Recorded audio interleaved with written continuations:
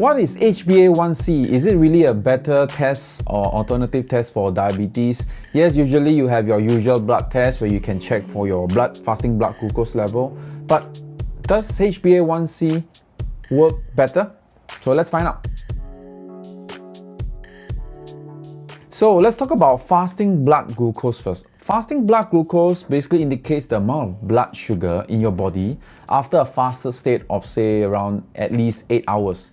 And if it's detected to be above 100 milligrams per deciliter or 5.6 millimoles per liter, this is considered to be in the pre-diabetic range. Of course, as it gets much higher than that, you'll be diagnosed to be diabetic. So, can we actually predict something before that? Can we actually know whether we have symptoms of diabetes even before getting a normal fasting blood glucose test? This is where HbA1c comes in. HbA1c is an indicator of the amount of average blood sugar or blood glucose in your body for the past 2 to 3 months.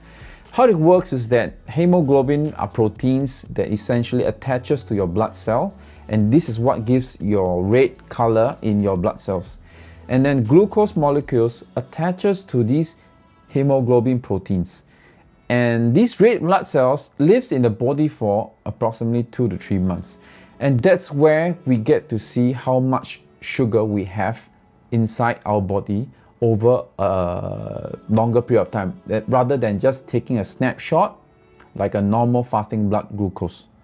So then the question would be, then what is a good range, or what is bad, or what is pre-diabetic? So if you look at the chart now, you can see that it shows that if you are less than 5.6%, you are normal. But if you are 5.7 to 6.4%, you're considered pre-diabetic. And obviously, if more than 6.5%, you will be in diabetes.